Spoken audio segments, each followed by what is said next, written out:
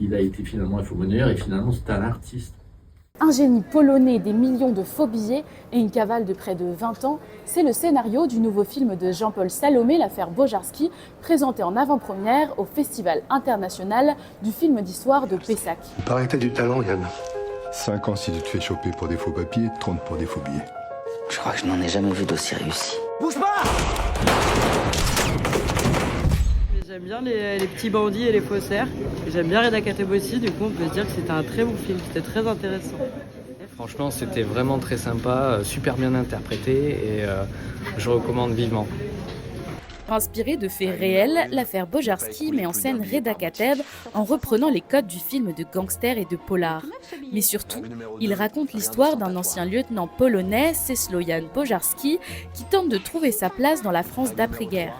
Inventeur de génie, il passe son temps à imaginer de nouveaux objets sans jamais réussir à les vendre.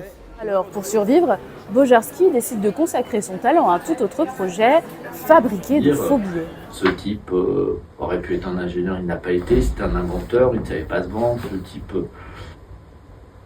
n'a pas été un gangster, il aurait pu être un gangster, il n'a pas été, il a été finalement infomonneur et finalement c'est un artiste. Et tout ça en ayant une femme, des enfants, une vie de famille et en menant la vie de monsieur tout le monde. Pendant 16 ans, Bojarski défie la Banque de France en s'attaquant à sa monnaie. Le faussaire produit et reproduit des billets comme le Terre-Mer ou le célèbre Napoléon, plus vrai que nature. On le surnomme même le Cézanne de la fausse monnaie. Et face à lui, le commissaire Émile Benamou, chargé de l'enquête, est obsédé par son arrestation. Sur le braquage du fourgon de la Banque de France? Je ferai tout pour envoyer les coupables en prison.